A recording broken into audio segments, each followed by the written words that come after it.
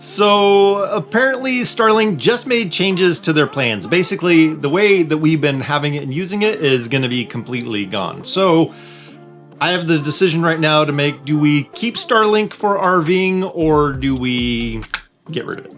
Oh yeah, welcome to another All About RVs. Let's dive into the changes of Starlink.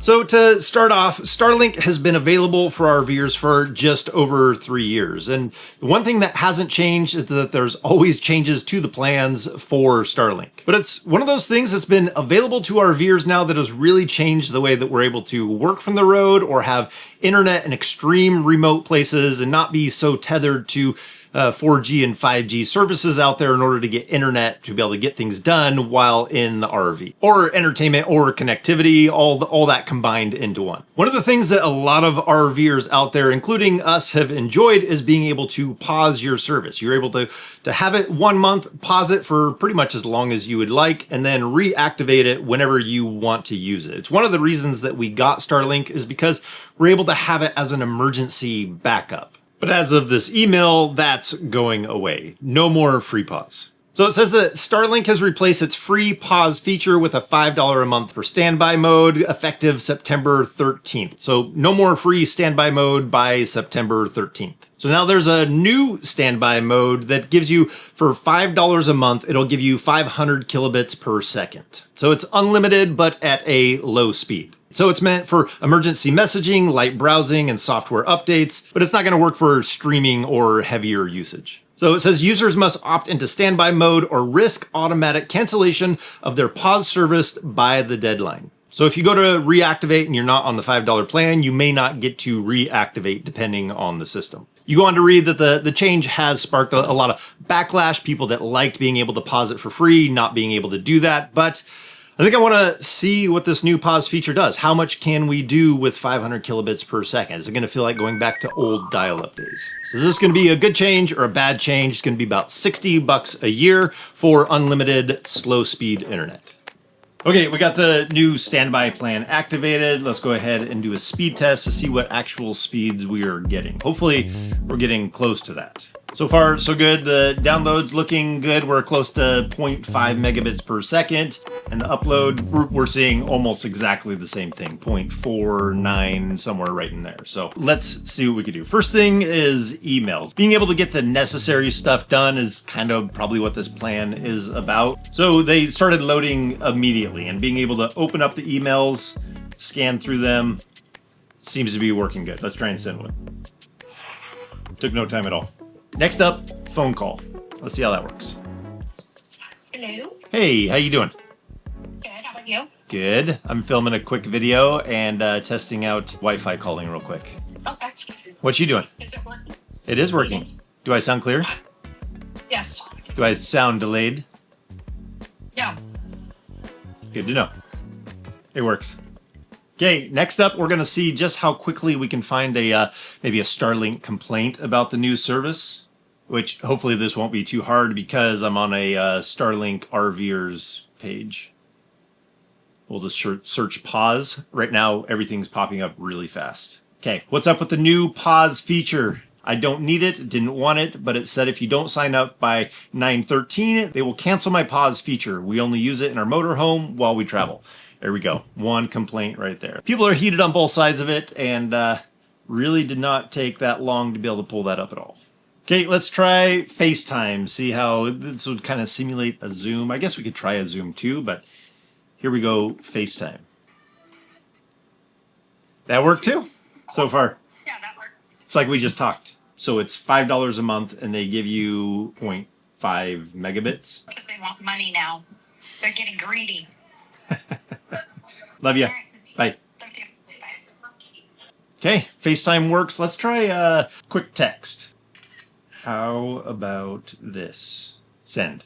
You see the bar going for the picture. There we go. 23 seconds to send a photo. I will say I'm pretty impressed with how much I can do with this. Let's try a YouTube video, which these are the kind of things you shouldn't be able to do. Ad's a little glitchy. And it brought up the video. I mean, it's frozen, but yeah, it's brought up the video. I brought it down to 144p. You can definitely see that the quality is lessened So surprisingly, you could watch a video on YouTube if you didn't care about the quality and you needed to figure something out, you were looking at something, you could pull it up and get through a video. It's not even stopping to buffer. What happens if we step it up? Okay, now I have it on 720p and we'll see if it gives us any buffering at all. Let me try and scroll ahead. So we're on 720p. I went to where the video was not buffered and took us 16 seconds to buffer. And that speed stays really consistent, so I'm not like catching up and buffering. So at that 720p, you can see the quality of the video and what you're able to watch. So that's on YouTube. I don't know if it's even worth trying to do all the Netflix and all the other ones, but why not give it a try? Okay, here we go on Netflix. So you can obviously tell that it's not in 4K, but I'm surprised that it is streaming. Like you could sit here and watch this. So obviously this is just one device on this. You're not going to have multiple people in here looking through social media, watching multiple videos on that same service. It was painful to be able to get through it, but surprisingly for $5 a month unlimited, you're able to do some of that stuff. Okay, I just thought of one more really interesting thing to be able to test this out on and using it as a security camera feed. So we're just going to use an old device. I don't know if you've heard of Alfred, but you can use that on an old device connected to Wi-Fi, and it can be your security camera and connect to your normal device. So that's what we're going to try out. So I just have it in the window here, and you can see that the feed is coming through and giving me a live update on there. So kind of an interesting thought idea. If you have an RV in storage, could you use this as a security system for only $5 a month? Interesting thought. So it is streaming well there. So I know that I've been showing everything that you can do on this, but the thing that I haven't communicated well is I think it would get annoying over time because you do have to constantly wait for every little thing to load. So everything you do just takes that little bit of a delay and it just feels like you're struggling through it, almost like you're trying to run through mud.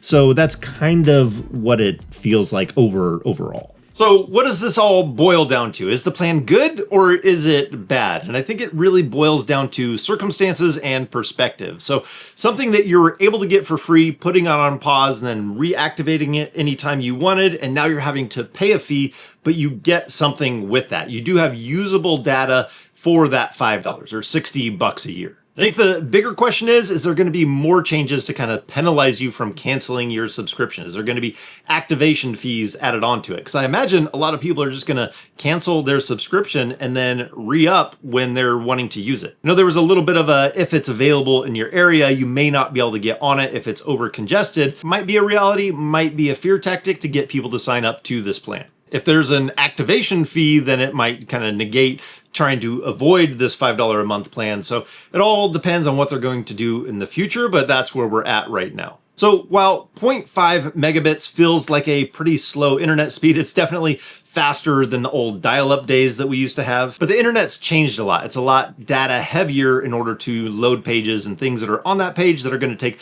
longer to load. But surfing around the web, checking emails, sending texts, and even voice calls, and some of the video potential is there if you're willing to wait to buffer a bit in the beginning. So for us, we're going to stick with it. Stick with the $5 a month to keep it on pause, but have some emergency data in the background, because the majority of the time we're always using our Calyx internet in the RV, and we only use the Starlink when we're outside of range of that. And if it's just for a night or two, we're probably just going to try and get by on that 0.5 megabits per second. But let me know down in the comments, how do you feel about this change for Starlink? Does the pause bother you? Does it not bother you at all? So anyways, I hope this information helps you out seeing some of the changes that are out there that might affect you as an RVer. So as always, if we don't see you on the road, hopefully we will see you next video. Take care.